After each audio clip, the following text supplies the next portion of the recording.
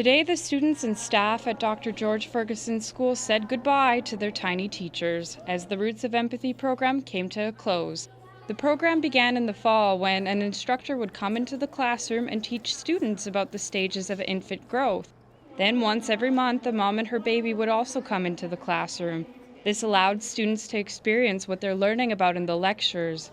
The goal is to promote empathy and also to reduce anger, aggression, and bullying amongst the students. It also helps kids learn to recognize feelings in themselves and in others. Regardless of gender, race, religion, we all have to learn the needs and communication of a baby because it's not verbal anymore, right?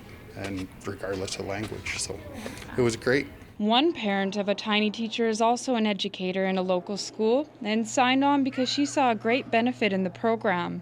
And so I thought the value of teaching empathy. I had actually read an article that empathy is taught. It's not necessarily something that just you're born with. And so I liked the idea of teaching empathy. She says the students learn from the mini teachers, but her child was also able to learn from them. But the real highlight was seeing the students' faces light up when she brought her baby to the class. The program was a hit with people at this Regina school, and they'd like to see it expand. The program has been able to exist for the past 2 years because of a private donation, but it's uncertain if the program will continue next year.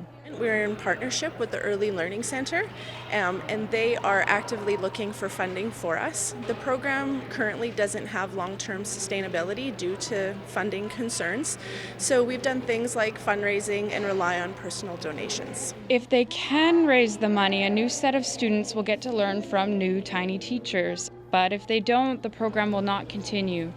Other provinces receive funding for this program from their government.